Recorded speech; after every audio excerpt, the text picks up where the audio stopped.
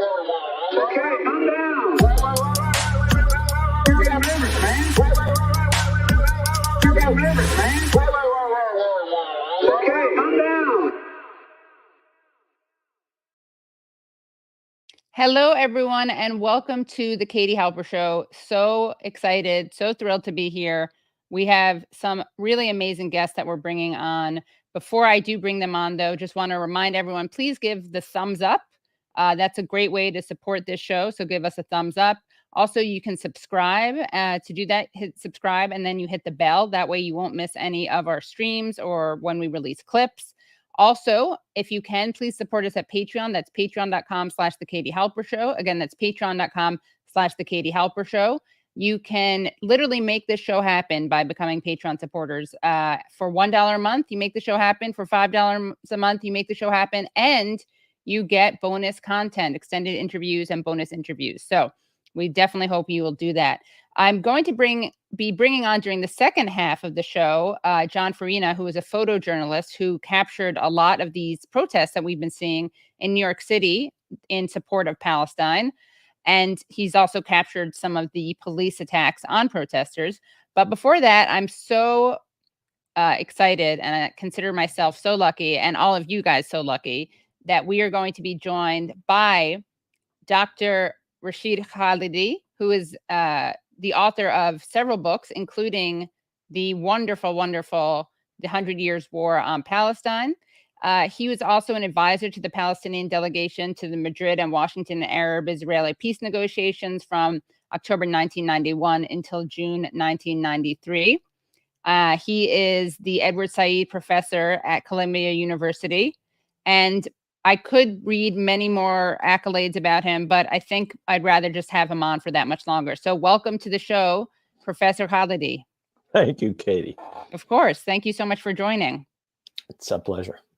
So I want to start off by playing actually a clip of you speaking at Columbia University, because I think what you say is really important, and it's a great kind of jumping off point for this whole discussion, which will, of course, land in Gaza and Rafah in particular. But let's take a look at what you said here last month. The Vietnam War stopped because the people opposed it, and the people who led that were students. Students have been on the right side of history at Columbia and at other universities ever since the 1960s. We today honor the students who in 1968 opposed a genocidal, illegal, shameful war. Columbia University honors them. They're on the Columbia website. You can check it out yourself. 1968 is commemorating. One day, what our students did here will be commemorated in the same way. They are and they were on the right side of history. And that will go down in history. That when the change finally came, and finally the American people who have already opposed this war, who've already opposed this genocide, are able to force their craven politicians to stop it, which we can do. The United States is part of this war. Every plane bombing Gaza is an American plane, F-16s, F-15s, F-35s. Every helicopter, Apache, is American. Every bomb drop is American. Those are our taxes. Those are our representatives. Shame on them. And shame on the administration of this university. They will go down in infamy for having done what they did the other night. Today, nobody remembers the names of the administrators and the trustees who ordered the police onto the Columbia campus on 1968. They have gone down in ignominy. So will these leaders, President Shafiq and the Board of Trustees. And the students will be remembered one day on a Columbia website as the people who helped change the course of this country. Wow. So that was very moving, very exciting. And my apologies, I said last month, but we're still in May. So that was May 1. What was it like there on campus? Were you dodging all the swastikas and Nazi salutes? I'm being sarcastic, obviously, for those who don't watch this show. But what was it like being there, especially given how the media has presented these encampments? It just happened that the beginning of the encampment coincided with my being in Europe to do talks on European editions of my book. German edition just came out this month. And so at the end of April, when the encampment went up, I was actually in France. The lecture there was canceled. The rector of the university canceled it. But and I had similar experiences in other European countries. We don't need to go into that. So I arrived the night before the police came on the campus. I returned to New York. I was in touch, of course, with my colleagues, faculty, who have been involved in this from the beginning in trying to support the students. And I was aware of the enormous stress that the first police arrests and the first dismantlement of the encampment involved. And then I was there when the police came on, and after the occupation of Hamilton Hall, what the students called Hind Hall, I was in New York, and we couldn't get anywhere near the campus. There was a huge police cordon all around the Morningside campus. It was traumatic. The campus is still a bit of a police state to this day. Many Columbia affiliates still can't get on campus. Slowly but surely they're opening it up, but it's still highly restricted. And for quite a while after the police stormed onto the campus, nobody could get on, nor faculty nor students. It was essentially the neoliberal vision of a university. No students, no faculty, only administrators and police, for a little while there anyway. And I just want to point out that one of the people next to you and the person who filmed this was actually Joseph Howley, who is a Jewish professor of classics, which I think yeah, is he's standing right next to me in the high vis. Right. Yeah. Much bigger than me. Yeah. Well, it's nice. It's a nice juxtaposition. But I think that's something that's so important because as we've covered on the show and a lot of people have covered, the media's attempt to present these encampments as some kind of anti-Semitic, unsafe places for Jews is really undermined by the video evidence. Right. Well, I know you'll be talking to somebody who photographed some of this. Right.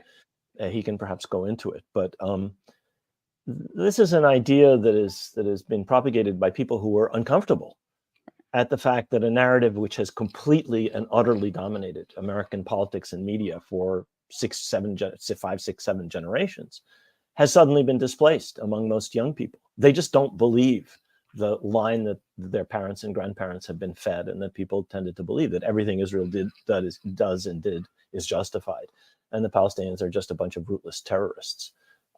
Whatever their understanding of the politics of it today may be, most young people understand that that's not right. And the fact that there are some who still are very committed to Israel and feel deeply uncomfortable at the ideas that they've grown up with being minority ideas is where I think you get this narrative of unsafe. It's a shift. I mean, when I was a student back in the 60s, saying anything about Palestine was, to say the least, uncomfortable, quite often much more than uncomfortable. We were a tiny, tiny minority. So I can relate to how people who now are in a minority by the votes that we've seen on things like divestment at Columbia 4 years ago among students, by the vote in the Faculty of Arts and Sciences, 3-1, or was it 2.5-1? I forget. The Faculty of Arts and Sciences voting no confidence in the president for her behavior. That's a shift for people, and that's uncomfortable. Did it mean that they were unsafe? Well, I think the visual evidence shows that that's really basically untrue. Right, and the people who are unsafe are the ones who are at various campuses being physically attacked either by police and or by pro-Zionist protesters who are finally as at UCLA. At UCLA, yeah. Or people off campus, the young men who were shot in, I think, Vermont. Oh, of course, right. The child who was murdered in Illinois. The only people, the people who've been the most harmed are in fact, people identified as Palestinian or people protesting in support of Palestine. Right. And there's been no hearings about that. Of course not. Palestinian safety, obviously, yeah. No.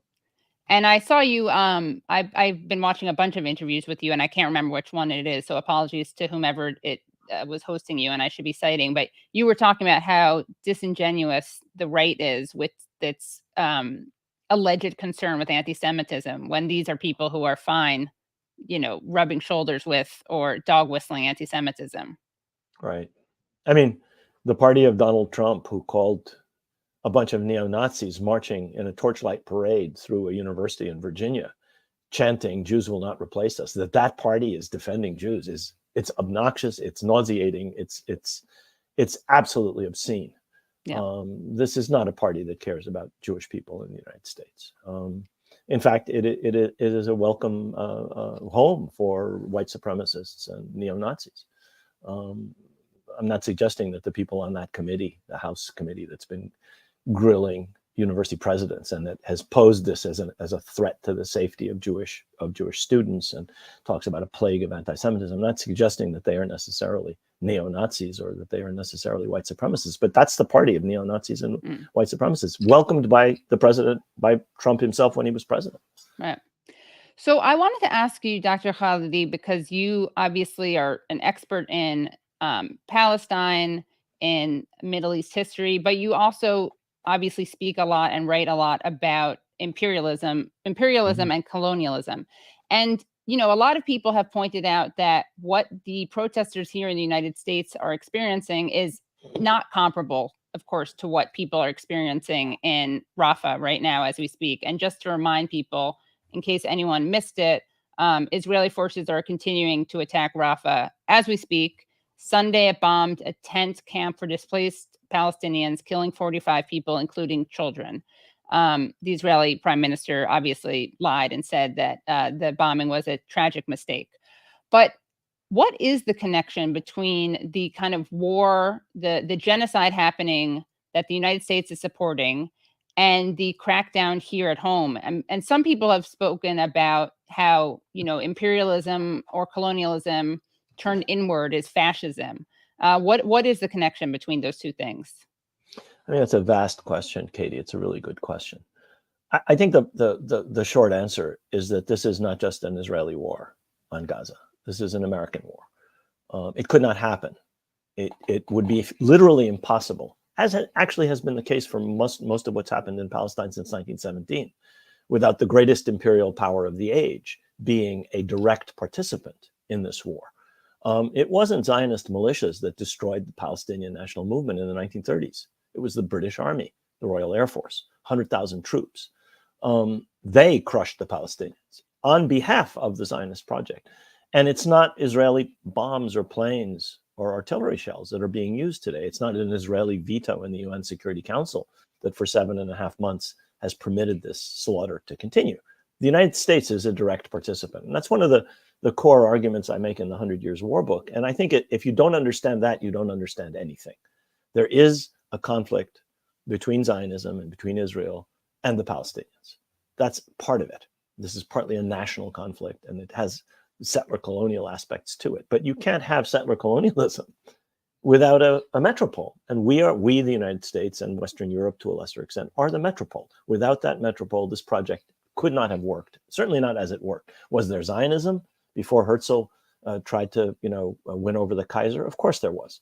Was there Zionism before Weizmann won over the British in 1917? Of course there was. Would it have succeeded the way it has? No. Would it have won all of these wars without that massive external support? No. Would this war be possible without the United States as a participant, not as a backer, as a participant effectively? No. None of this is possible. So that's the link in the broadest possible sense. I could go into more detail about how when you make a certain kind of war abroad, ultimately it comes home. Yeah. The area of surveillance starts in places like Libya and Iraq and what was then the northwest provinces of India, right after World War I and right before World War I. It then ends up in firebombing of Dresden, the Blitz on London, the bombing of Hiroshima, the firebombing of Tokyo. Colonial violence, breeds methods of counterinsurgency that have a tendency to come home.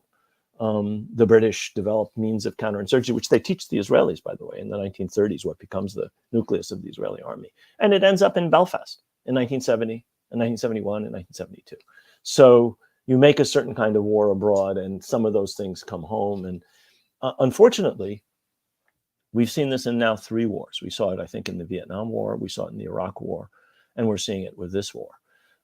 As public opinion shifts against these wars, and the elite is still committed to continuing on this course of war and genocide, they are obliged to use these obnoxious police state methods. The students are just the tip of an iceberg. If you look at all the polls, if you look at where the unions are, if you look at where black pastors are, American public opinion has shifted against this war long ago, months ago.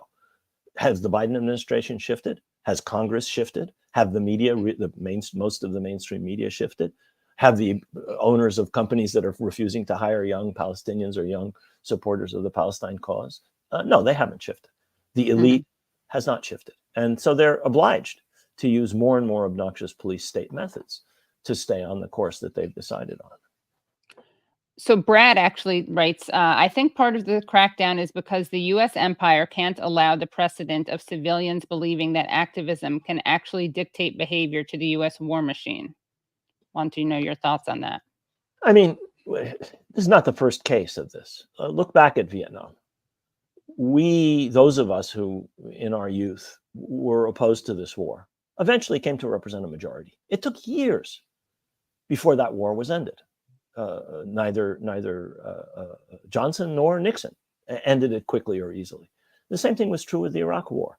Public opinion, if you look at public opinion over Iraq, after 9/11, it strongly supported President Bush in going after Afghanistan and then later in going after Iraq. Within a very short period, public opinion had shifted. People realized this is not a good idea. Everything they're telling us is a complete lie. This man had nothing to do with 9/11, Saddam Hussein. This regime, obnoxious though it was, is not responsible for terrorism that attacked the United States. People understood the lying basis on which that war was conducted.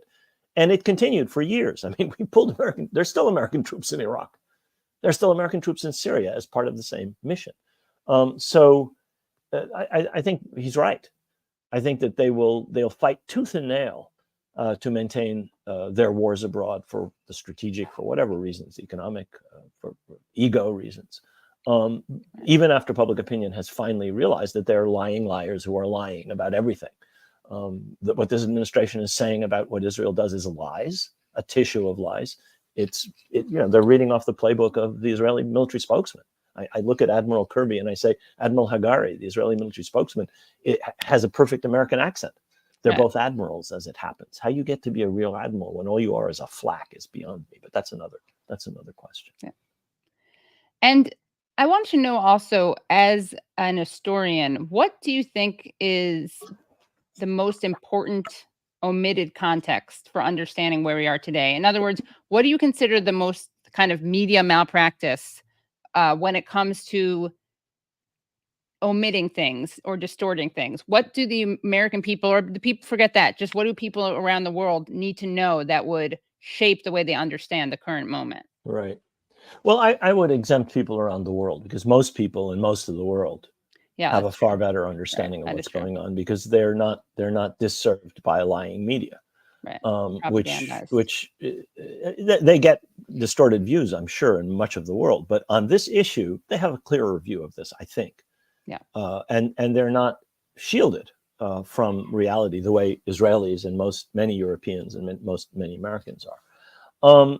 I think that there are a couple of key things. Things are seen from an Israeli perspective. I mean, if you read a New York Times article, first of all, nobody's allowed to get into Gaza. The Israelis won't let you in. So you can't report from Gaza. They have local stringers who, of course, are Arabs. And of course, we can't trust anything an Arab says. Of course, these are just stringers. These are not, reporters for the New York Times. These are not CNN reporter XYZ. No, some dude speaking in an Arabic accent, completely dismissed. So that's the first thing. Things are everything is framed as Israel sees it, or in terms of how it affects Israel. You read the New York Times and you sometimes think you're reading the Tel Aviv Times. The perspective is an Israeli perspective. The second thing is it's a perspective of power. And by that, I mean the power of the U.S. state. Admiral Kirby's pronouncements, or Jake Sullivan's pronouncements, or whatever it may be, are given prominence. They're never critiqued. They're never criticized. This is clearly untrue. You wouldn't say that of something that the spokesman for the National Security Council says, when it is manifestly untrue, or at least challengeable or critiquable. Whereas something that Hamas says, well, this is a Hamas spokesman. Right. If it's included, it's dismissed. Israeli casualties. Whatever Israel says about its casualties and about how it's just reported as it is. Whereas we're always told, well, we have to watch out because this is the Hamas Health Service or Hamas government, whatever. So I think that that perspective of power and seeing things from an Israeli perspective it infects the entirety of the American and to a very large extent, I would say, the Western European media. It's being challenged from within. Every time I talk to younger journalists, they tell me the battles they have with their producers, with their editors, with the managers, with the owners of the media that they work for. We've seen articles about how MSNBC has been censored and challenged from its corporate owner. I talk to journalists all the time. I talked to a journalist in the New York Post who told me I couldn't write stuff because the New York Post, a Murdoch paper. Right. So I think there's a whole set of levels. Fortunately, younger people who watch things like your podcast or other alternative media or on social media have a range of views which are simply inaccessible via the mainstream corporate media. Or if they're accessible, they're typed and boxed in such a way that well, this is what they say, but this is what we say. And so they don't believe a thing. In fact, I used to ask students 20 years ago about something I'd seen in the New York Times. And, in a large class of a couple hundred people, 50 or 20 or 30 would nod their heads. They'd seen the article. Nobody has seen an article in the New York Times today. If I mention something I've seen in the Times, nobody knows what I'm talking about. They wouldn't believe the New York Times for a second. They pay no attention to it, nor to CNN, nor to MSNBC. So I think that's a real problem for the elite. They own and control this media, the same kind of people who own and control our politicians, the same kind of people who own and control corporations and are on the boards of trustees of museums and art galleries and universities. But they don't own and control the media that most young people get their information from. And that's driving them crazy. That's one reason we're going to see a ban on TikTok, perhaps. Right. Stand the idea that there's some alternative view. Of course, it's Russian or it's Chinese or whatever. Right. And there are other things too. Yeah, Jonathan Greenblatt, right, talked about Israel's TikTok problem, famously, Right. and leaked audio where he also admitted that we have analysts in these groups. So look out, everyone, for infiltrators from the ADL, in JV, Jewish Voice for Peace, and Students for Justice in Palestine.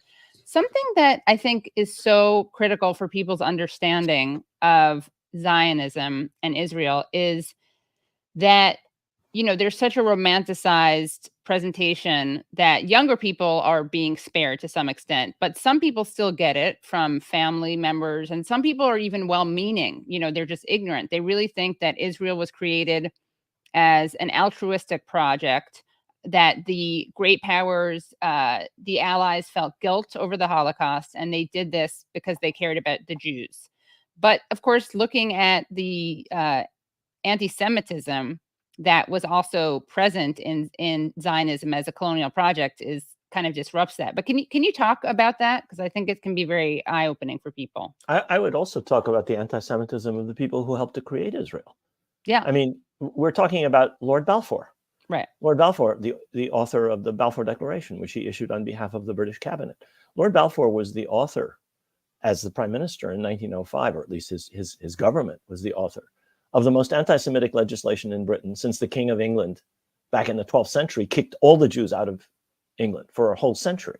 And that was the Alien Exclusion Act of 1905, which prevented Jewish refugees from Tsarist persecution after the Kishinev pogrom and many, many other pogroms from entering Britain. His love for the Jewish people stopped at the shores of the British Isles, but it extended not so much to Palestine as to utilization of Zionism as a tool of British imperial interests. My first book was about how the British decided a decade before the Balfour Declaration, 12 years before the Balfour Declaration, in fact, that Palestine was essential strategically for a multitude of reasons to British imperial strategic concerns. That's why they issued the Balfour Declaration. It wasn't the brown eyes of the Jewish people who had been excluded from England by Balfour himself when he had been prime minister back in 1905. You can say the same thing about the United States voting for the partition of Palestine in 1947. the racist, exclusionary immigration laws that prevented hundreds of thousands of Jews who could have been saved from Europe in the 1930s were not changed, neither by President Roosevelt nor by President Truman. The pervasive anti-Semitism of American society in those years, redlining, exclusion from Ivy League universities, exclusion from country clubs, was a characteristic of American society. This is the society that voted for statehood, for a Jewish state in Palestine, not, again, out of any luck. Let them go over there. We don't want them here. Or if they're here, we will discriminate against them, and we won't let their relatives in. So I think you have to examine not just, as you suggested, the ethnic and other aspects to Zionism and the way in which it related to the indigenous population of Palestine. You have to look at the motivations of the great powers, which supported this project, whether Great Britain up through World War II, or whether the United States thereafter. And what are the present day imperial goals for the United States and for the West behind its support of Israel? Right. It gets more complicated as you get closer and closer to the present, because I think the idea that Israel is an enormous strategic asset is one that was very easy to understand in the 40s, 50s, and 60s, especially during the Cold War, when, if you were an American ally client able to defeat Soviet allies and clients, then you were an asset. I mean, in terms of the way in which the black and white way in which people saw things from Washington, and that's perfectly easy to understand. And then during the so-called global war on terror, Ariel Sharon succeeded in selling a bill of goods to the Bush administration, which was, of course, traumatized, as many Americans were, by 9/11, and sold them this bill of goods that terrorism is terrorism, and that what the Palestinians are doing is just like what Al-Qaeda does, and therefore what our means and our aims are the same as your means and your aims. And so again, that's seen as a strategic.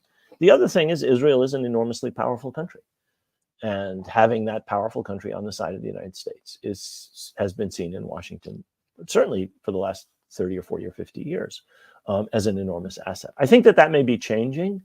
I think it's beginning to be seen as more and more of an albatross, as Israel, by its own actions, makes itself into a pariah state, as Israel, by its own actions, alienates enormous parts of the world, and is no longer seen by regional powers as quite as intimidating and as powerful as it was before October 7th. And so that may eventually change, but these elites take a long time to change their views. You have a president whose ideas about the world were formed in the 60s and even maybe before that, and he's not going to change anytime soon. And you have a gerontocracy which dominates our Senate and our House, and a foreign policy establishment who are like a bunch of lemmings. They all go in the same direction. They all believe the same things. There's a consensus that's almost unbreakable. And so you listen to a Steve Walt or a John Mearsheimer or other people who have differing views on Ukraine or on Russia or China. They're an infinitesimally small minority. Right. That's also true about Israel in the foreign policy establishment, as it is in the political establishment, as it is in the people who own and run our media. The young journalists of 20, 30, and 40 know better in many cases. The older 60, 70-year-old, 55, 65, 75-year-old people who own and manage and run the media, they have a worldview that's quite actually passé. Mm-hmm. Now, why is it that Joe Biden can't get on the phone and do anything besides have apparently hard conversations with Netanyahu, but Ronald Reagan was able to do that with Menachem Begin during Israel's war in Lebanon? Right. I mean, that's one of the best examples of an American president using the enormous power of the United States to treat a client state as if it's a client state. I mean, sometimes it looks today like the United States is a client state of Israel. Yeah. I mean, we see the same pap repeated out of the mouths of American officials that are being repeated by members of the Netanyahu government and their spokespersons. It's quite extraordinary. And there are other presidents who did this. President Bush the Elder and Secretary of State Baker, Secretary of State Schultz. I can go on and on and on. President Eisenhower, President Kennedy. even President Johnson. These are presidents who in many cases were extremely pro-Israel. I mean, there's no question but that they saw Israel as a strategic ally, that they supported Israel, but they were able to separate their, those strategic and ideological commitments from the American national interest and say, this is harming us.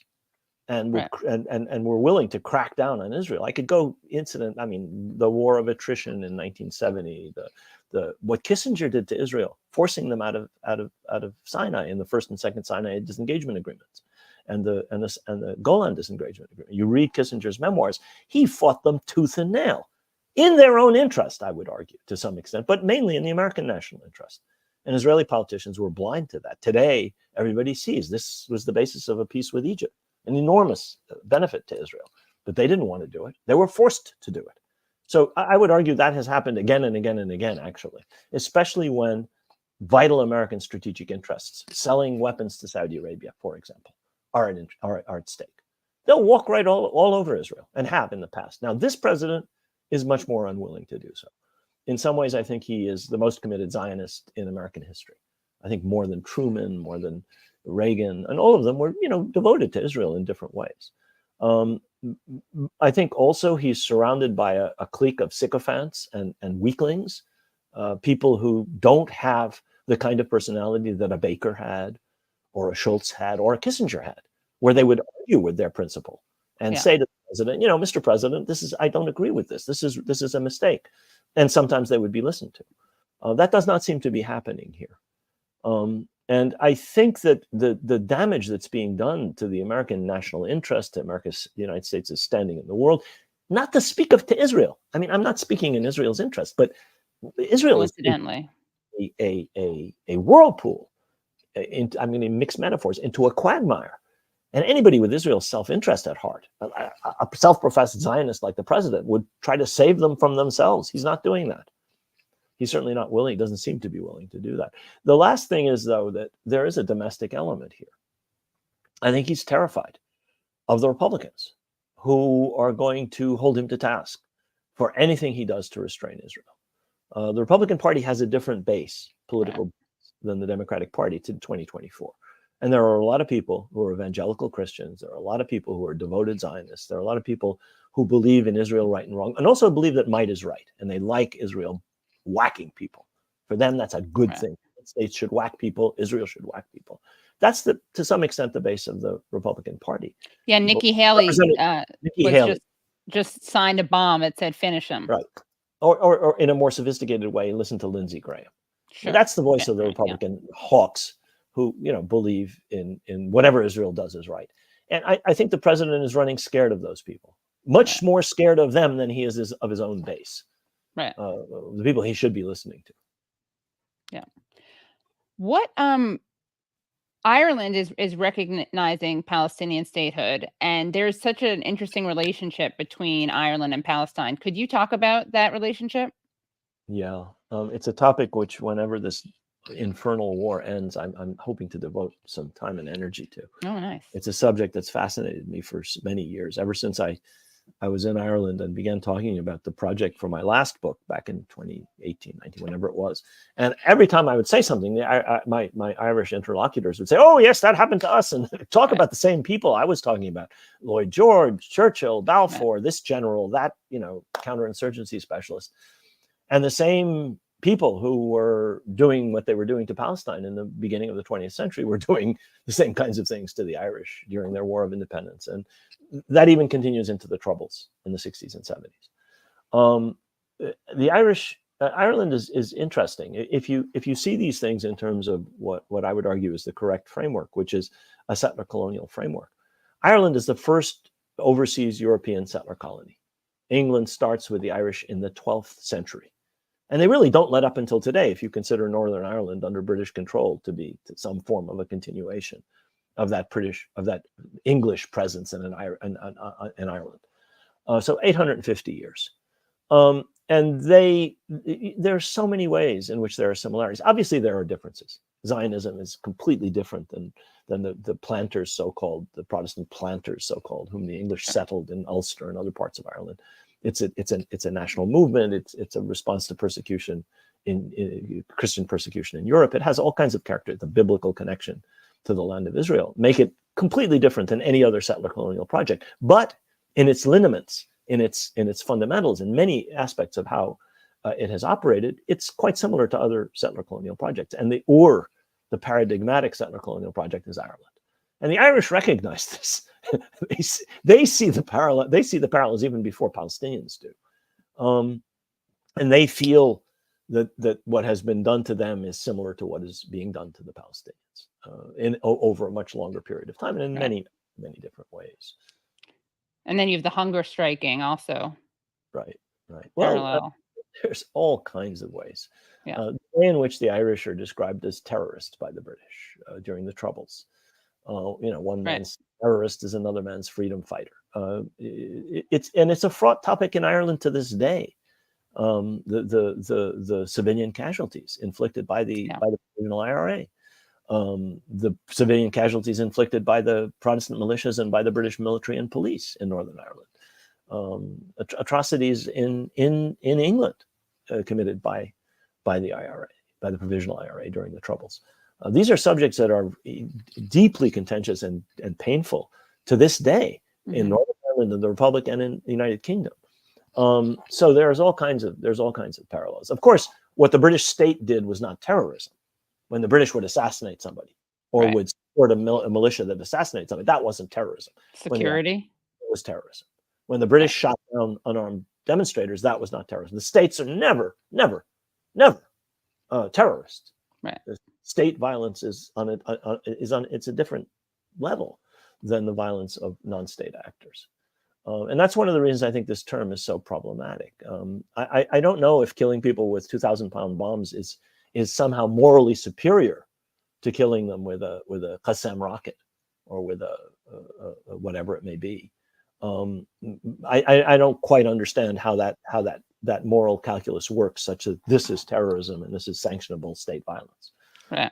I think that's one reason that people like the African National Congress or the Front de Libération Nationale, the FLN in Algeria, were typed by their opponents as terrorists. And today you look at this as regrettable, perhaps, but understandable violence by a colonized people against their colonizer. I think one day people will see Palestine in the same way for all of the problematic issues, morally and legally, that violence against civilians involves. I mean, I've had people who are intelligent, but I would say totally have a blind spot on this issue, but are otherwise intelligent, say to me, well, there's violence, talking about what Hamas did or Hamas allegedly did.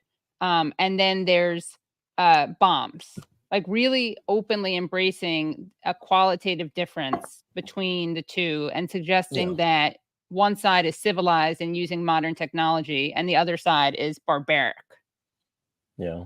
Well, I mean, those are people who don't pay much attention to international humanitarian law as it developed over the 20th century, and especially after World War II. Before that, if you bombed a native population, as the British and the Italians and the French did, that wasn't a war crime. You boasted about it. I mean, Churchill and Bomber Harris, the guy who bombs Germany for Britain during World War II, he's in charge of the bomber command. He got his wings bombing Iraqi civilians. And if you don't see that as terrorism or whatever, then you have not just a moral blind spot, but given things like the Genocide Convention and the developments of international humanitarian law since World War II, you don't understand the law. You don't understand that there shouldn't just be moral constraints on any violence, disproportionate and unjustifiable violence against civilians, but the specific violence of the state has to be seen in terms of law. Israel is desperate to show that what it does is both proportional and fits within those parameters. And I think almost anybody looking at the death toll and the number of civilians killed would argue that it's not. Right. We'll see what the legal judgments eventually are. But I think that in the view of most unprejudiced people and most unprejudiced public opinion, they've come to a conclusion about this. Just too many civilians have been killed for for this to be immorally or legally justified. Right. I mean, yet you will still see some people writing this out on Twitter, and I'm just thinking about a person, he's not like hugely influential, but you know, he's been on MSNBC actually saying that Israel doesn't target civilians. Well, those are people who haven't really looked at the counterinsurgency doctrine from which Israel's military doctrine evolves. Right, exactly. You go back and look at how the British ruled. They didn't just go after the militants. They went after the populations that they saw supported the militants. That's what the British taught the guys in the Haganah and the Palmach, who become the generals of what becomes the Israeli quote-unquote defense forces. Yigal Allon was taught these things. Yitzhak Sadeh was taught these things. Moshe Dayan was taught these things. That's how the British operated. Look what they did in Kenya. Look what they did in Malaya. Look what they did in Aden. They bombed civilian populations. Yeah. That's the way they ruled. And that's what they taught the Israelis. And that's what the Israelis did. Look at what they did in Gaza once they captured Gaza in 1956. They lined up the men and they shot them. They didn't interrogate. They just shot them by the hundreds. That's what Israel has always done. It attacked civilians in order to punish host countries for hosting militants. It often didn't even pretend to be after militants. Today they say, we have a Hamas target. We'll kill 1,000 or 200 or 100 people to kill this Hamas militant. And if he's much more important, we kill 2,000. If he's less important, well, they even, if you read the Israeli press, talk about this openly. They are, and their history has shown that they have done this. And that's not unique to Israel. It's what colonial powers do to indigenous peoples. Have always done. Right. They're just slightly look at the American West. Look at Ireland. I mean, there's a long history here. What do you say to people? I'm sure you've encountered this. People who say, yeah, but look at how the United States was founded. All countries are founded this way. That's just the way nations are born. Should we give the land back to Native Americans? Are you ready to leave and give up your home? What's your response to that kind of? Well, first of all, European overseas settler colonial projects are different than the formation of nations.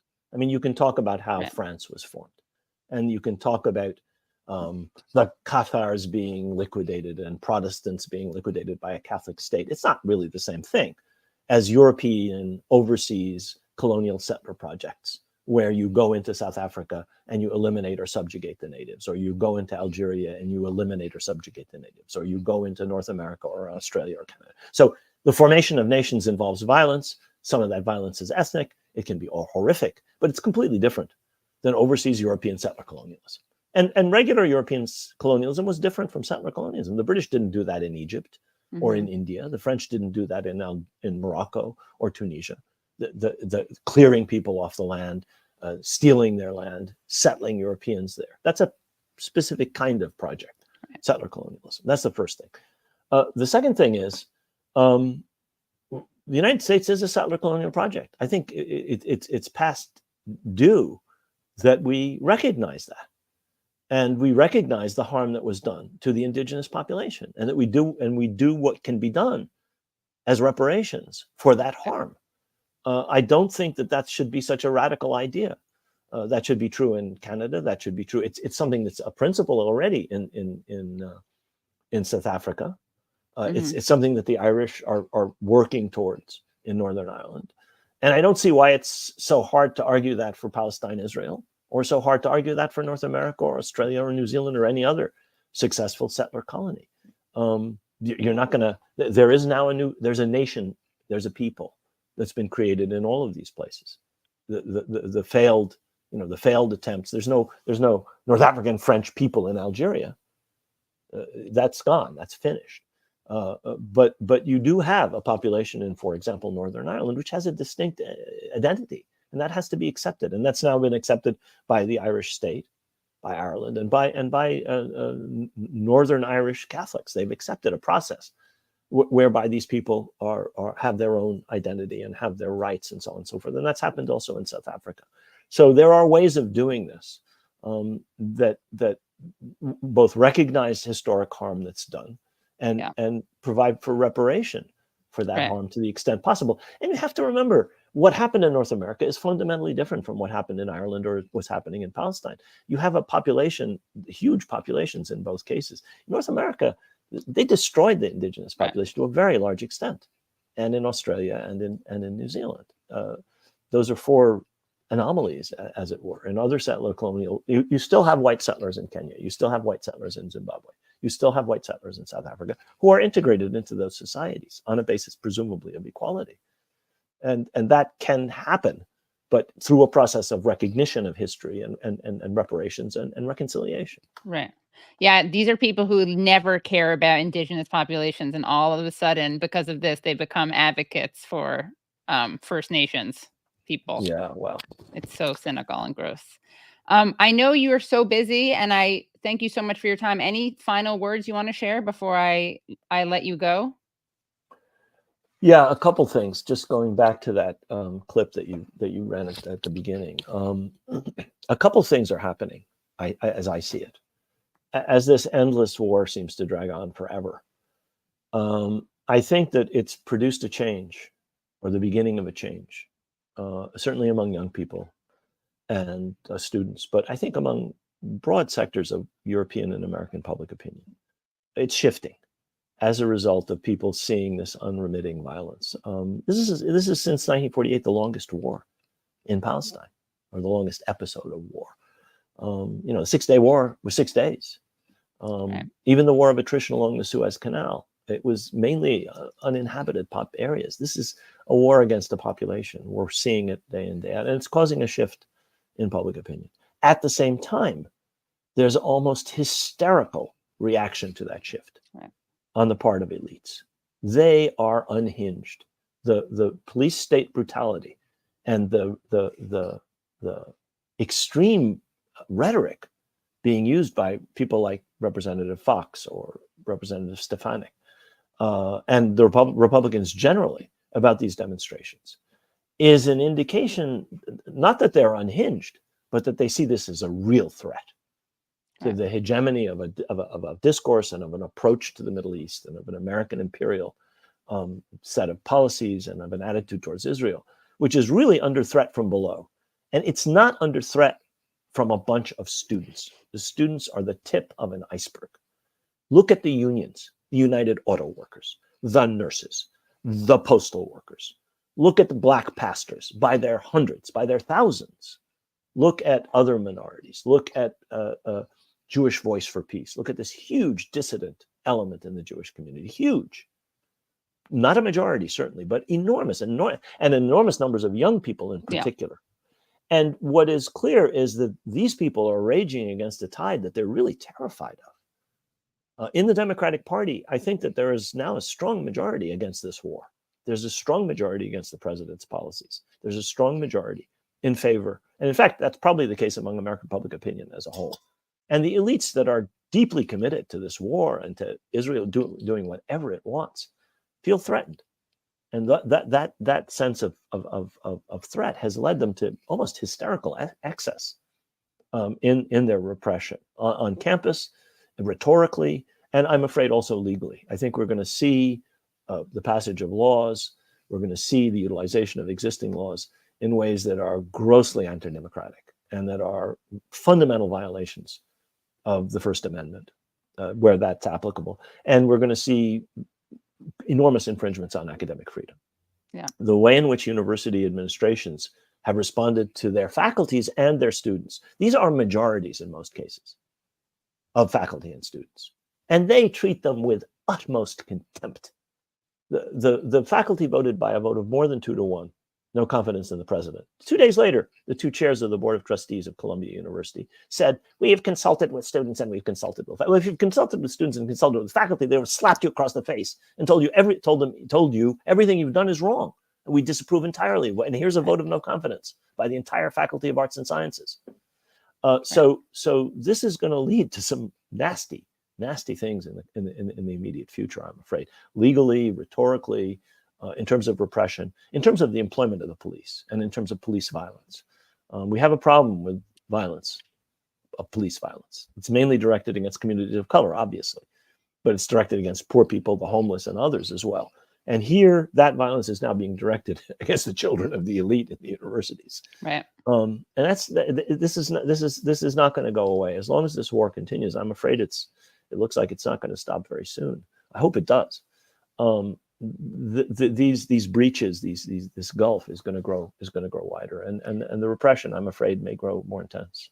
And we should also give shouts out to Humboldt and CUNY, because they have been at the forefront also, and they're not Right. Ivy League. So Right. and I No, know community you've colleges, mentioned, state universities. It's not just the Ivy League. Yeah. It's right across. And again, that's the tip of the iceberg. The students are just expressing what a majority of young people feel. Right. And they in turn represent what is probably now becoming a majority of Americans. Yeah.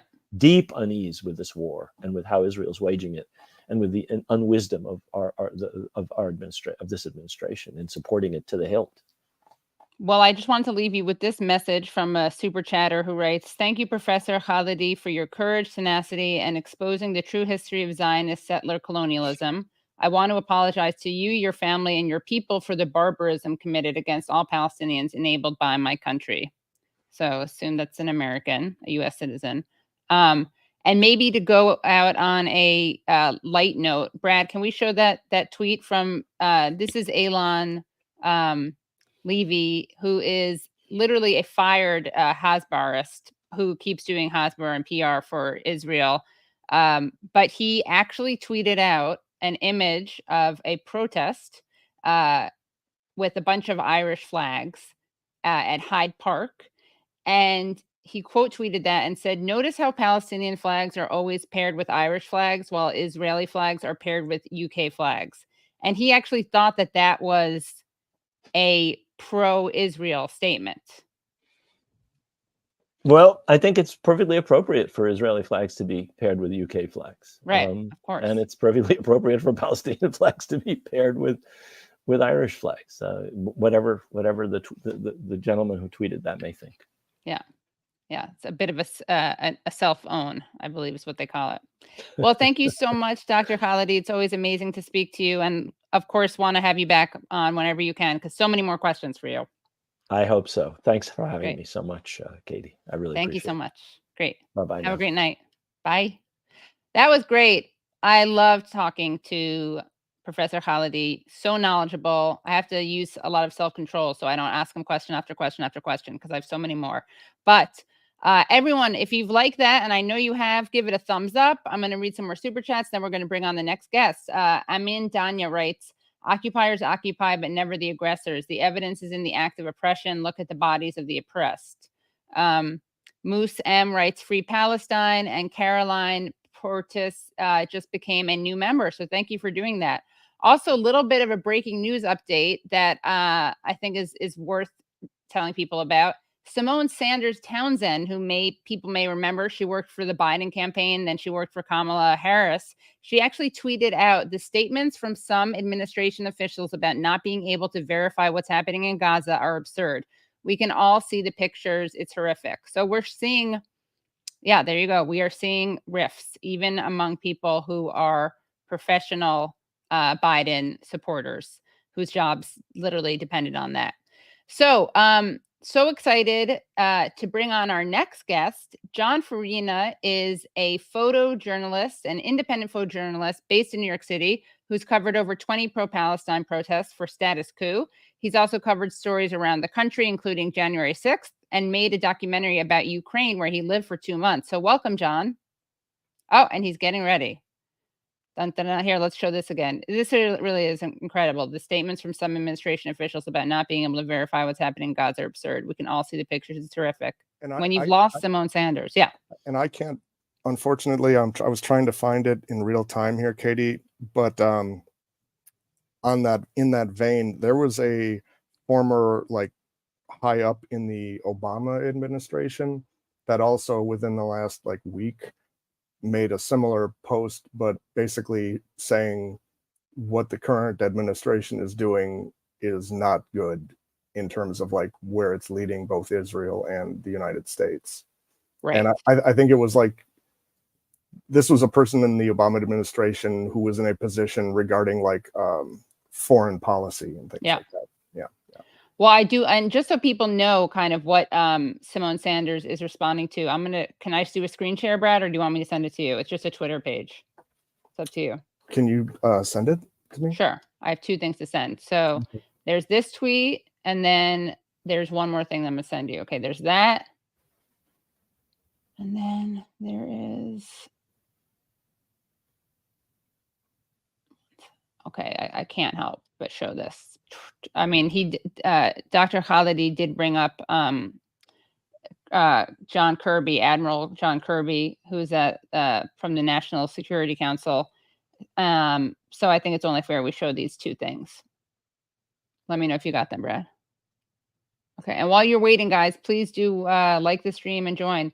So the Biden administration via the State Department spokesman, so that's Matthew Miller, with respect to reports of tanks in central Rafah today, it's not something we can see or have been able to verify at this point.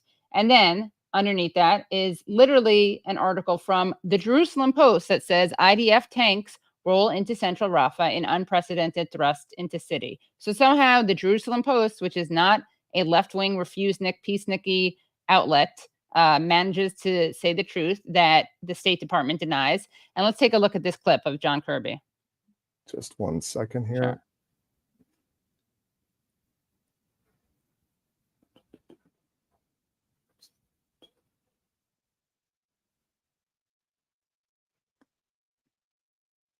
By the way, someone said, sorry, but I won't support a Democrat candidate again the rest of my life. We need a third and fourth and fifth parties. When I interviewed Dr. Khalidi a couple months ago, he said he would never vote for Biden. Yeah, and I mean, I guess to that, I understand the sentiment, and I don't mean to equate these completely, but I feel like that's not as bad, but it's in the vein of like conflating what Israel is doing to just writing off Jewish people or something. Like, don't get me wrong. In the current state of affairs, I agree, like the Democrats, but who's to say like things change going forward? Like, oh, you're saying like don't sign off completely. Yeah, it should be based on the candidate. Yeah, basically. Yeah. Though, Okay. Anyway, that's a longer conversation. Yeah. But I share the sentiment. Yeah, I get that. You're not voting for Biden. Yeah. No. Okay. Yeah. No. All right. This does not violate the red line that the president laid out. As I said, we don't want to see a major ground operation. We haven't seen that at this point. How many more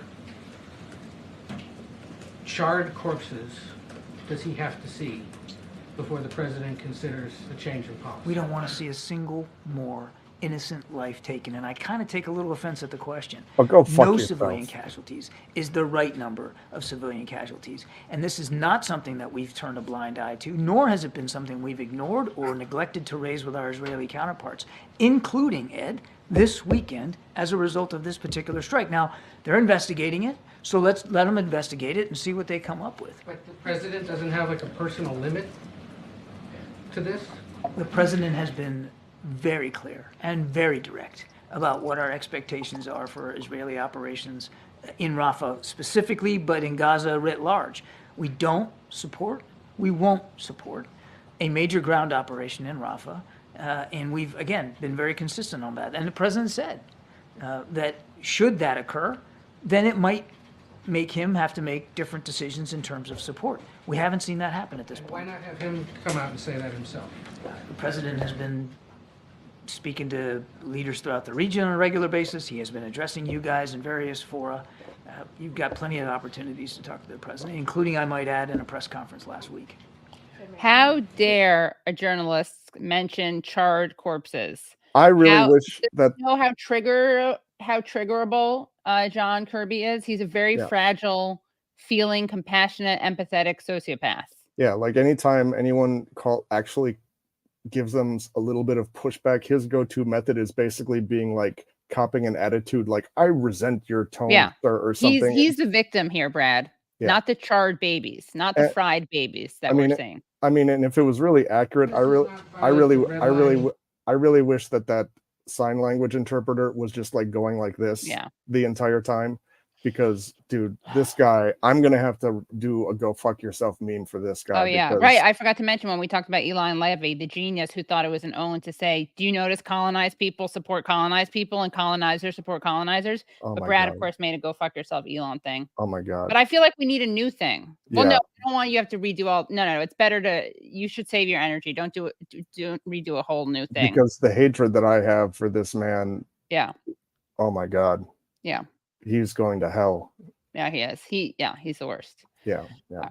Well, someone who's not the worst is our next guest. How you like that segue? Okay. Yeah. All right. Welcome to the show, photojournalist Jon Farina. Hi, how are you? I'm good.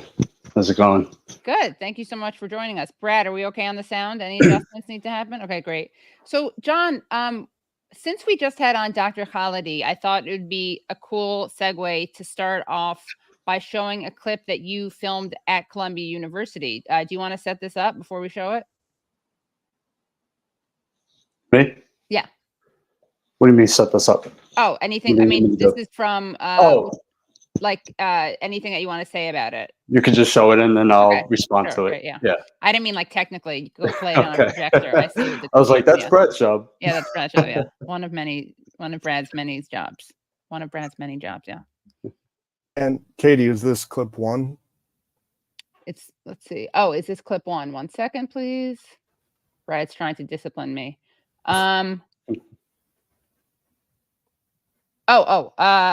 Yes, this is clip one. Yep. Okay, thank you.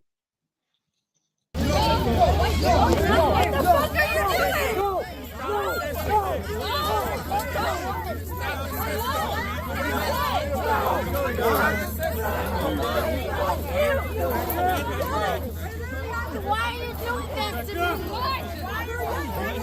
Free Palestine! I'm just standing here. Why are you doing this to me? What are you doing? For what reason? I'm just standing on the sidewalk. What the hell? What's wrong with you? What the fuck is the reason? Why are you doing this to me? I was literally just standing here. What the fuck are you doing? Untense yourself. I'm stuck. You're not. Let me get my.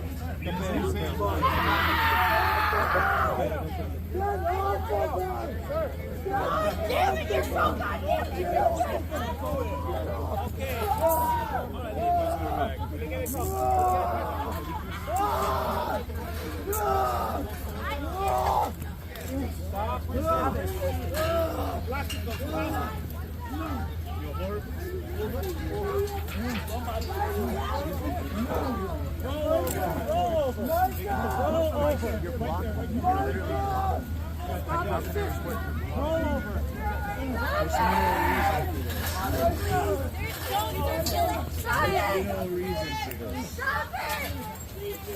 You stop! You stop! You stop! Door stop. You stop yourself! What are you doing? Come on, let's go.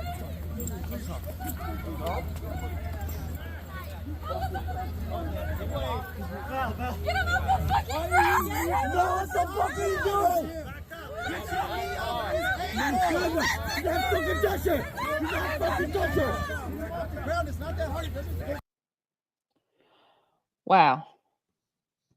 Yeah. So and that was 7 a.m. Wow. 7 in the morning. They did that. And those were just people unarmed, obviously, just protesting. I mean, what were they? So those protesters were actually They were out there all night in front of Columbia, in solidarity with the students who were in the campus. So I had got there around midnight the night before, and they were still out protesting, chanting, and some of them slept. I actually stayed in my car. I watched. I came out every once in a while. NYPD had the drone flying above all throughout the night. Yeah, and then the sun rose. As soon as it got light out, police came over. told them to move their stuff off the sidewalk, and they were just like hanging out. They weren't doing anything. They weren't even chanting. They were just sitting down, relaxing. You know, they had been up all night. Some of them took naps, but most of them were up all night. And I saw police coming over to bother them, so I went over there, and it gradually got worse. First, they asked them to move their stuff away from the subway, which it wasn't even near because, you know, it was rush hour, so people were coming out of the subway. And then they started pushing them into barricades, and then it led up to, you know, that's the SRG group. So the regular officers gave them warnings to move away from wherever they were, and then the SRG group came up behind them, and I kind of saw them like talking to each other. So I had a feeling they were gonna like sneak in and, you know, just start arresting people. But yeah, they came in when nobody was looking. Everybody was unaware of what they were doing, and they just swooped in and started arresting people on the sidewalk. Wow. And SRG, what does that stand for? Strategic Response Group. Okay. So they're like a subgroup of the NYPD? I don't know how to describe their, you know, but they're Their structure. some of the most violent officers. Okay. Wow. Yeah. And have you been in touch with any of those people? Any follow-ups with anyone to find out what happened? Did anything happen to those officers that you know No, of? Probably no, not, right? probably not. No, Wow. they're never held accountable. Right. Well, we also have a clip of the NYPD assaulting pro-Palestinian protesters during a ceasefire protest in Brooklyn. This is clip 2, Brad.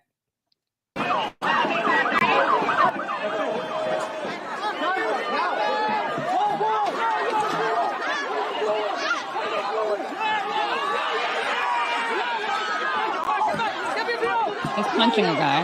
Yeah.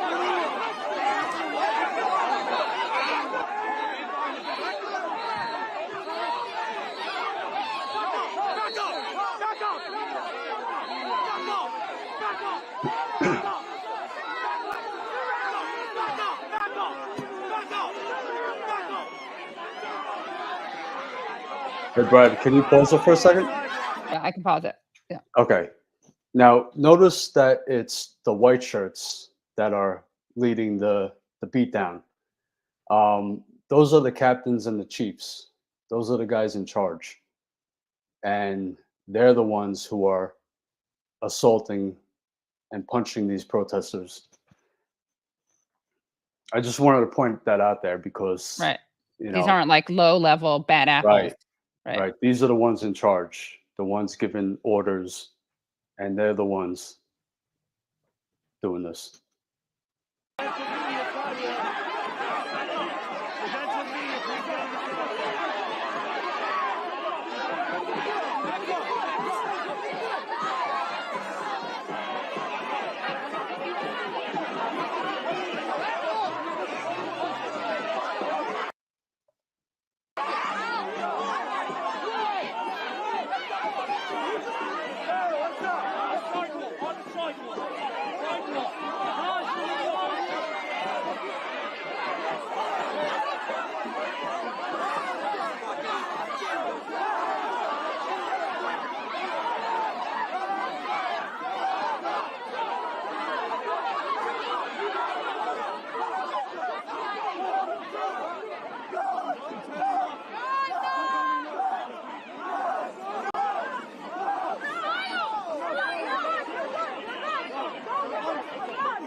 Guys, they bloodied his face.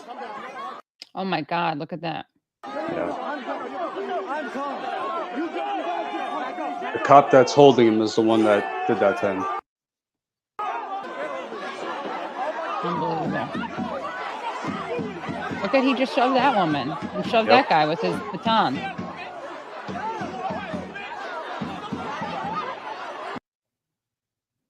That's the way they act at these protests. They act like street dogs. Like, Right. you know, they're out for a brawl. They're ready to rumble, you know? And the violent ones, according to the media, the mainstream media, I mean, it's finally changing a little bit, but for the longest time, the violent ones were always the pro-Palestine protesters. Those were the ones violent according to the media, never according to real footage. No, No, of that's what I course, mean. I mean because the way, yeah. the media takes the police narrative that they feed Right. them and they run with it. It's not like the local news or the mainstream news is out there with us, documenting and reporting on it. They're nowhere to be found during these protests. They completely ignore it. And then they take whatever the police say and run with that narrative. Right. And then that's why, us being on the ground, we're showing people what's actually happening. Right. Hold on. Sure. And we're going to show more of those. We're going to show some more violent videos. But before we do that, I also want to show how they target journalists. So let's see. Let's go to clip 3, which is also at a ceasefire protest in Brooklyn.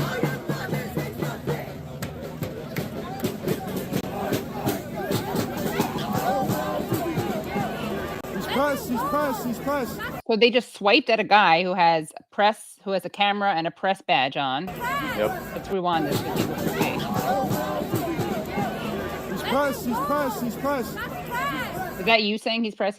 Right. Yeah. So Yeah. what they're doing is what's that? No. Yeah. Please. What they're doing is they're just going in and grabbing anybody they can. They don't care. They're obviously being ordered to just grab people. Whoever they can. Doesn't matter if they're journalists, ACLU observer, a lawyer, Right. one of the Lawyers Right. Guild. They're just grabbing Legal anybody they observers, can. Yeah.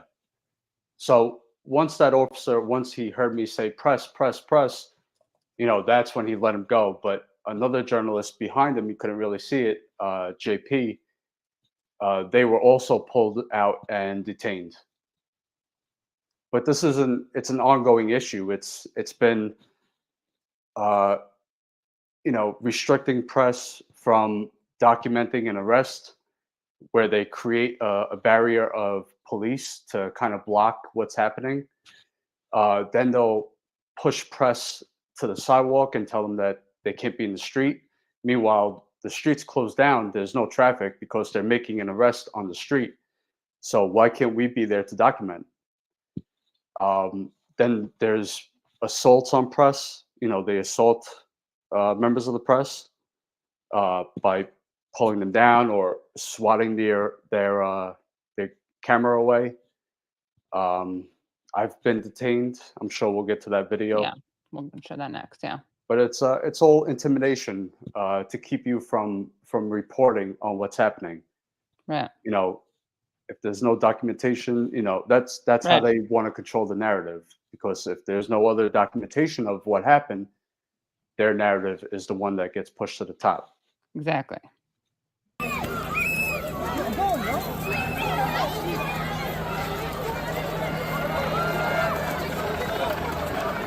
Get back. Get inside.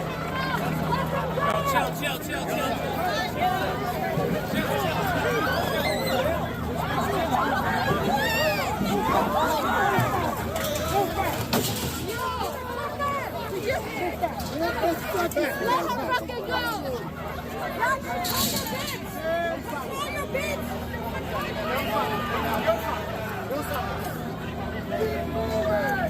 Keep it moving!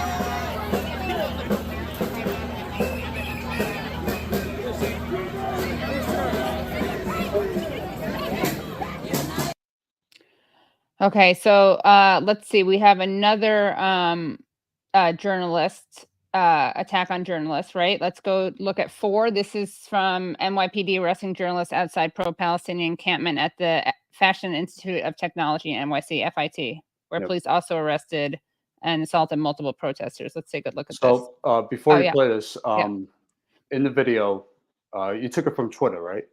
Yes. Twitter video. So it's going to have a circle around Olga, who's the journalist that gets shut down. But before Olga, you'll see JP gets pulled into the street and detained before that. So just, yeah. Are they both journalists or just JP? Both journalists. Both, yeah, okay. both photojournalists with their credentials out. It's very clear. Okay. Make an arrest right here. Right here, guys, right here. Just start making arrests here, guys. Just walking traffic, that's all.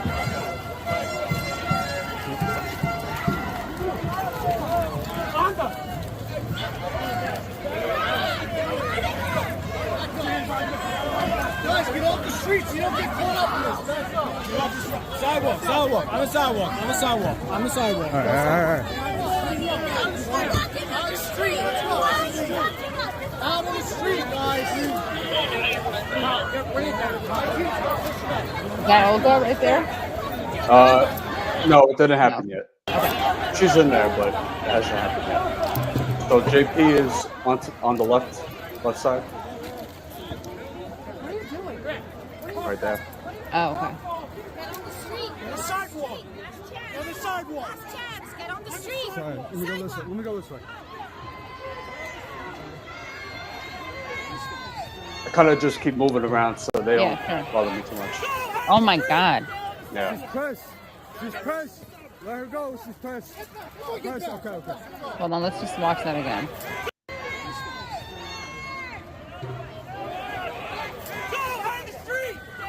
She's pressed. She's pressed. Let her go. She's pressed. Pressed. Okay. Sidewalk. Press sidewalk. Off the street. On the sidewalk. You can't stop this from recording your fucking beat us up and then fucking push us back. That's the KKK.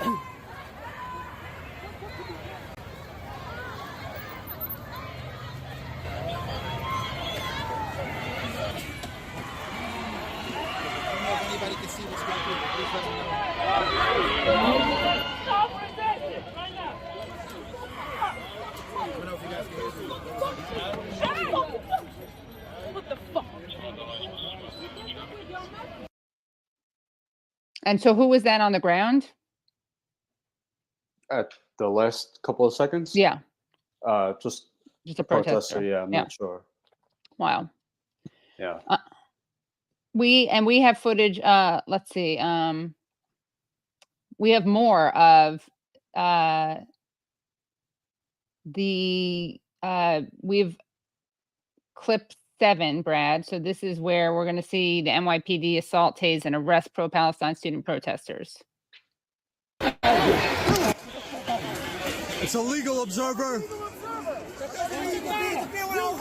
You have to back up, all right? So back up, I said. Back up.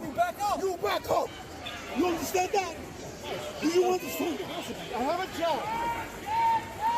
We have a job too. All right, that's it.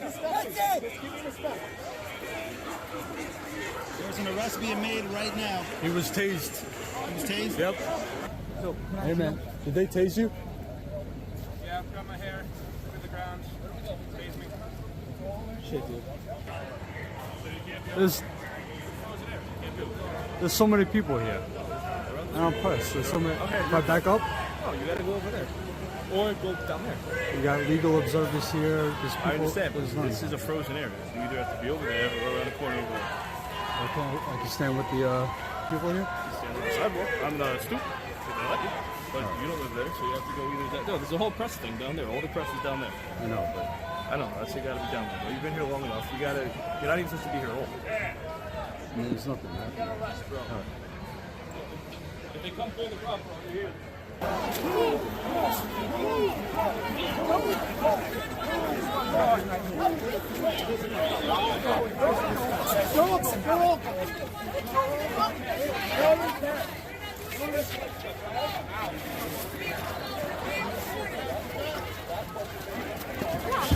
my God. What the hell are you guys doing? Why are you slamming her against the fucking car? Why are you slamming her against the fucking car? That's fucked up. Why are you slamming her against the car? Police brutality. Police brutality.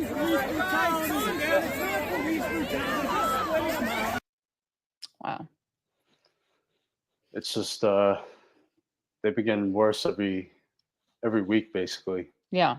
You know, the violence from the cops, and they create this chaos, and then that chaos kind of allows them to come in and Right. start some other shit, to start arresting people. you know, I watch it play out all the time, and that cop yelling at that legal observer, Yeah.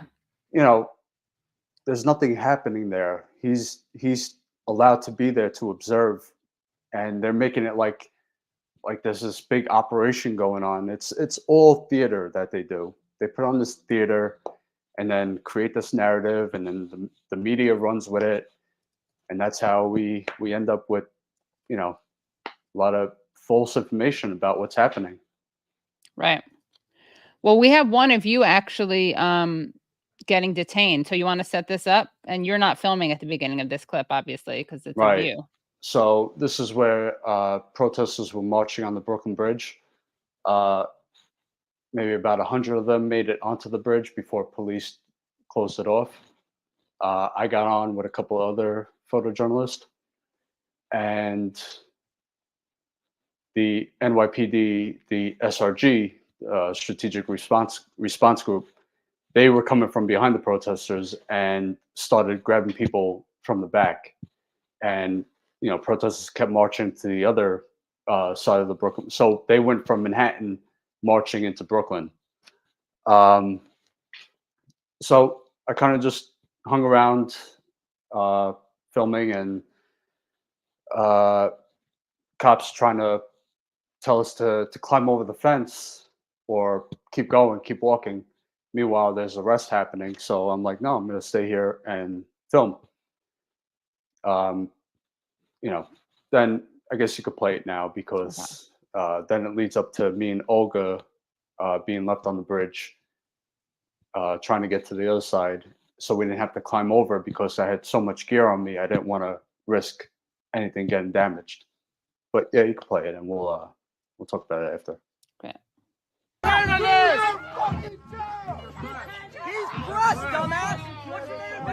And who's filming you at this point?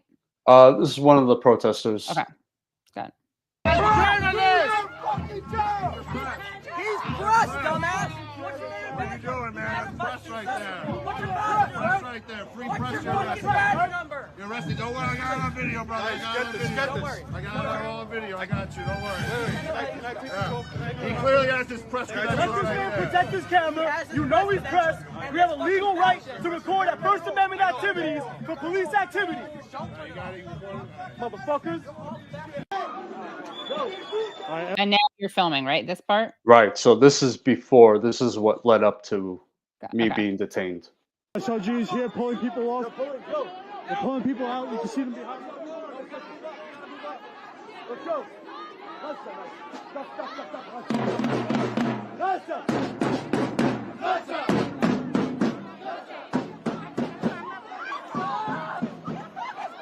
Guys, share this. Share this.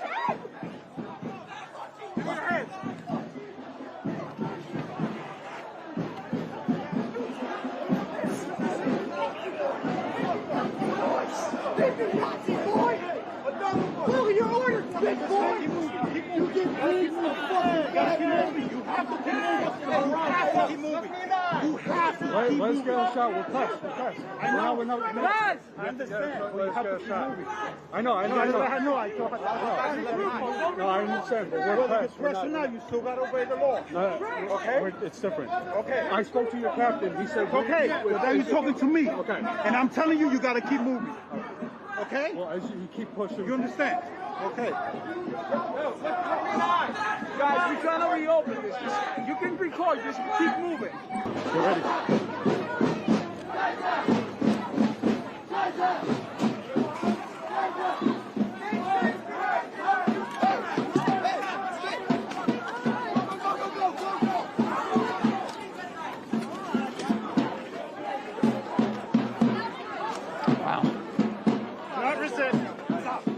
Stop walking, but you have my go. Keep going.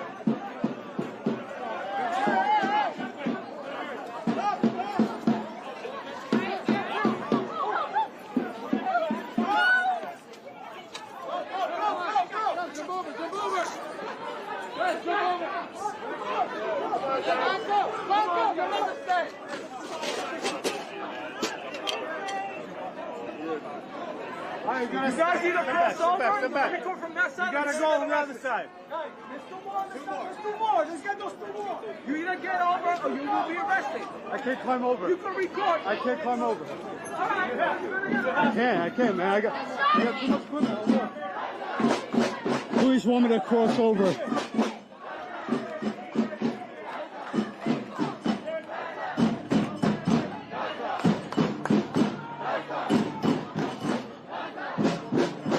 All right, so protesters have crossed onto this bike lane.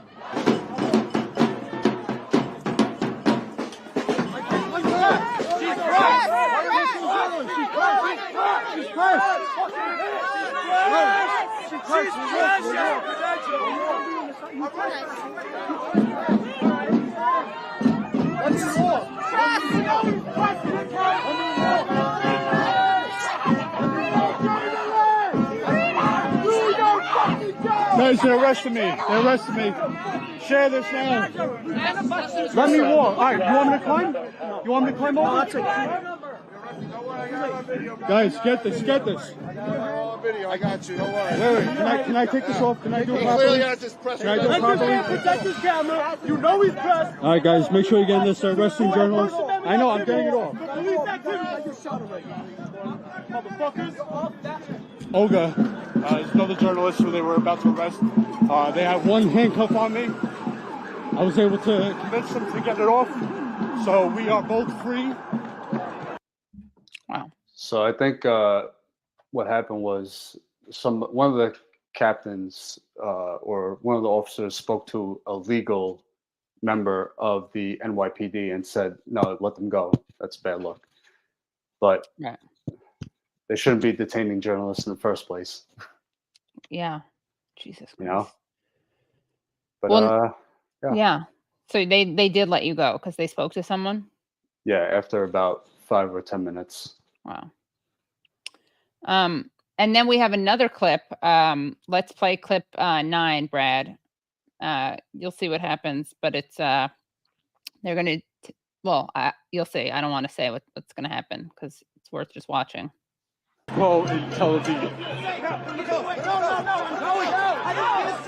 I didn't feel safe. Let me go.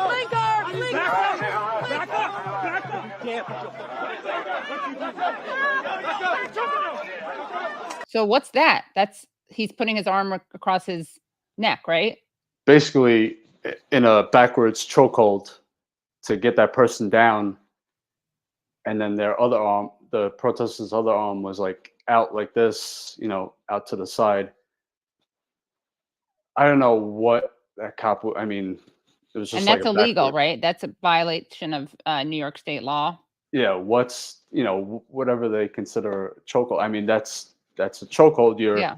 I mean, I don't think he was cutting off the like squeezing them, but yeah, that police should definitely not be doing that.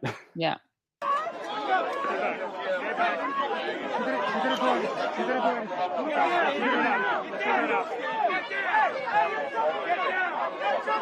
And these are non-violent people. These are Right. non-violent protesters, and this is how the police are treating them. Yeah, these people protesting a genocide without arms, not hurting anyone. Not hurting anybody.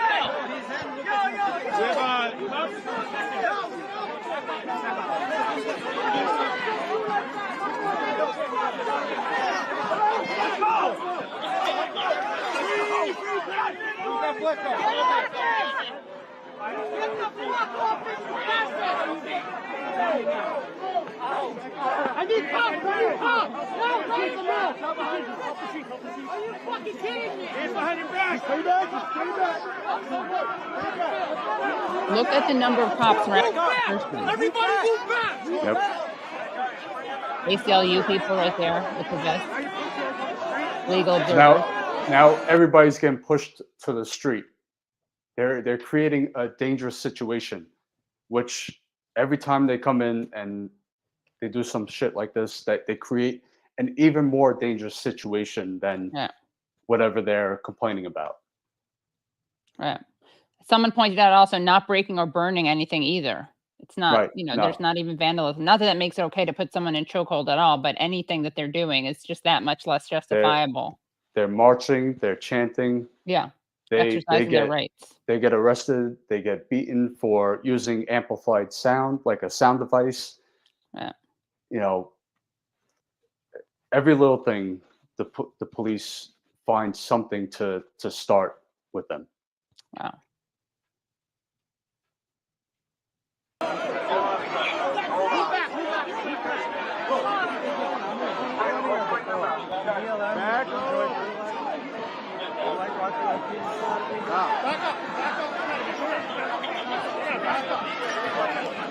Yo, guys, back up. All the way. All the way.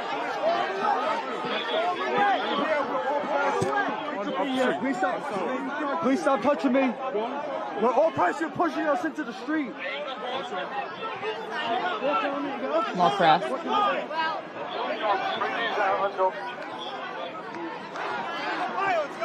go, guys. Move it.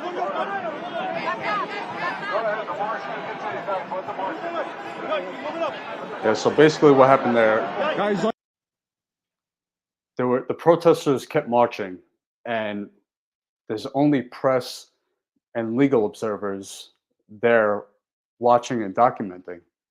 Meanwhile, that's why I said we're all press here. Stop pushing us in the street.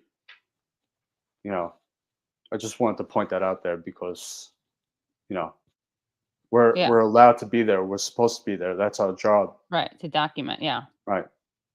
like I said, share this shit because NYPD is always the ones to come in and cause violence, cause chaos. Don't go in the street. Let's go. Continue on. So that's some violence that you captured. Now, shifting gears a little bit, we have some other clips that I thought would be interesting. One of them is with a woman who's just a protester. Here on clip 8, Brad. So she talks about Biden, and then she's talking about Hillary Clinton. Anything you want to tell us about this woman? And what protest was this at? I believe this was at a protest outside of Chuck Schumer's office in Manhattan.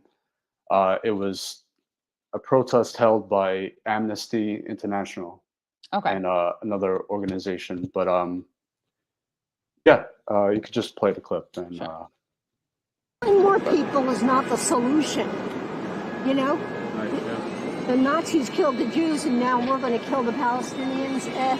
So I just wish they'd stop sending money and arms. And I think Biden is out of his mind because he's going to lose the damn election over it, you know? Yeah. And then we're going to get Trump, for God's sake. And what's that about? I mean, holy mother of God. Hillary Clinton talking about how the young generation doesn't know their history.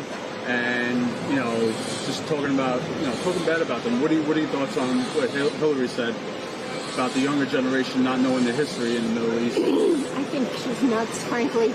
I mean, I had to support her against Trump, but I don't think she was ever anything to write home about, actually. I mean, I'm involved in all these groups that are anti-racist and feminist, and they say, well, if a woman were in charge, and I think, well, how about Maggie Thatcher? It's not all women you want. Speaking of England and Ireland, as we were with Rashid Khalidi, nice throwback to Maggie Thatcher, the Iron Lady. Yeah. You don't all want all women in charge. Except she's saying now are in charge. Ceasefire now. Nice. All right, so that's interesting. That was right after, I guess, Hillary had made those contemptuous, condescending comments about people not understanding the history of the Middle East and not being grateful to her and her husband for saving Palestinians. That's, of course, how she sees it. And then there's another interesting clip where you speak to an anti-Zionist Jewish protester. Let's hear what he had to say. And this was at a protest. Where was this one? If I remember correctly, it was the Nakba Day rally in Queens, in Astoria. Commemorate the ongoing Nakba for over 76 years now. This year, the meaning of the Nakba is much different than every year because we are facing an ongoing genocide taking place now in Gaza, which is unbelievable. It's on camera, genocide on camera, in the whole world is silent. And we as Jewish people, true to our religion, it's a Nakba for us too. Because the Zionists are using our religion, our identity, to justify all these crimes for over 76 years, this occupation and this genocide, this ethnic cleansing against the Palestinian people. They're misquoting our religion in order to justify all this crime. But this is totally false. This has nothing to do with Judaism. Actually, as a proud Jew, I'm standing here for what is right. I'm standing here to say no to this genocide, no to this occupation. The whole occupation is totally wrong. Judaism is a religion only to serve God. Zionism is a political movement which is causing rivers of bloodshed.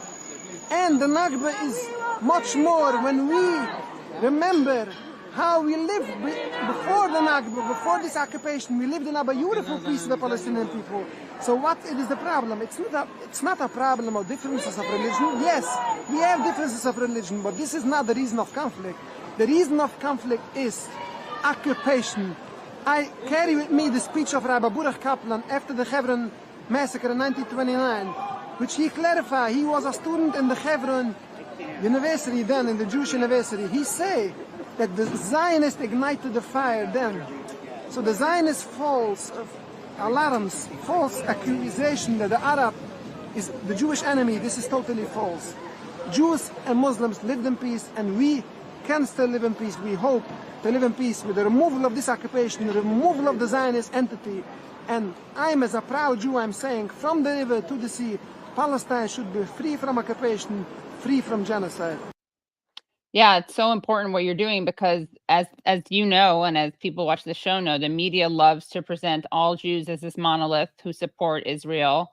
Also all like older people as Israel supporters. And what you just did there, you had a clip of an older woman saying that she thinks Biden is nuts and Hillary Clinton. And then you had this religious Jewish anti-Zionist. So yep. Those, and combined with your documenting what's happening on the streets, are really important. Right, and challenging that narrative. Right. You know, and I just want to say, so he's a part of Neturei Karta. Right. Are you familiar with them? Yeah. So they're a always religious out, sect who are very against the occupation, right? Right, against Zionism. Yeah. Yeah. And that's also a very important point that he made about Jews and Muslims and Jews and Arabs. Not that those two are mutually are interchangeable, but they overlap often. But that this idea that, it's just two religions that can't get along, it's not true at all. As he pointed out, there was a lot of coexistence, and certainly this is not about, no one's fighting because of like Yahweh versus Muhammad. That's not what this is about. Right. It's about power. Yeah.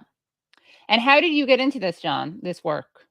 I mean, I saw things like the path of our society. I just saw it going down a wrong path, down a wrong path. And I wanted to kind of show people the truth and show them what's really happening. So it was in my heart to get out there and just document and, be a counter, counter the mainstream, news, the mainstream narrative, and do stuff that people aren't doing. You got to be on the ground, showing what's happening, showing just showing the truth. Great. And just talking with people, speaking with people. I mean, in this case, I've spoken to anti-Zionist Jews, anti-Zionist Israelis, anti-Zionist everybody, and I've spoken to both sides. So you have to get out there, you have to talk to people and just show the world what's happening. Yeah. Great. Thank you. Just going to read some super chats. I'm not trying to be alarmist, but I feel like we should be talking about a new international brigade at some point. Yeah, that's what they did in Spain. Didn't work out, but they tried. They probably could have worked out if the US and England had supported them. But that was, of course, when people from all over the world went to defend Spain from Franco's fascism.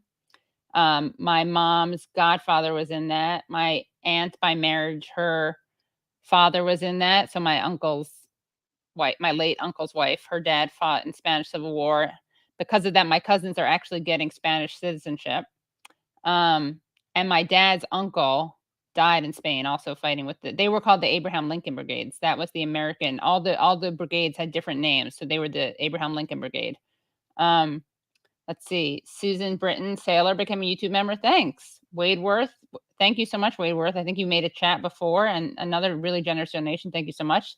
Sukana Suleiman, super sticker. Thank you so much. Wenker Tanker. Would Donald Lewis be a good guess? He wrote a short history of Christian Zionism from the Reformation to the 21st century. Never read. Never read attempts to reach the Christian Zionists.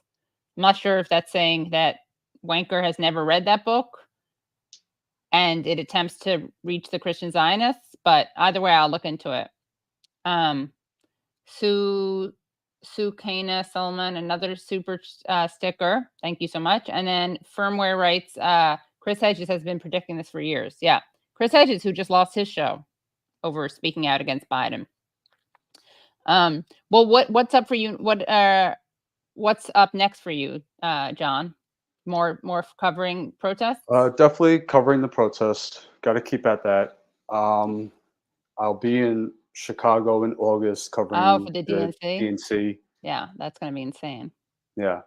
And, I got some other projects I want to work on and, just side stuff, but definitely focused on covering the protest and, because we have viewers from all over the world who want to see what's happening. Yeah. In New York. Great. Yeah. Oh, Kyle Woolley, thank you for that. Where are we on likes, Brad? How many likes do we have? I need to start shaming people into liking.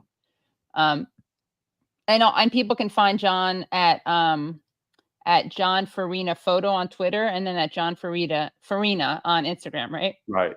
Yeah. And they could also check out Status Coup on YouTube, subscribe so they know when I'm going live. Yeah. You'll get the notification for when I do live reporting in the street. Yeah, so definitely subscribe. Thank you very much, guys. Thank you. Have a great night. You too, Katie. Take care. Bye.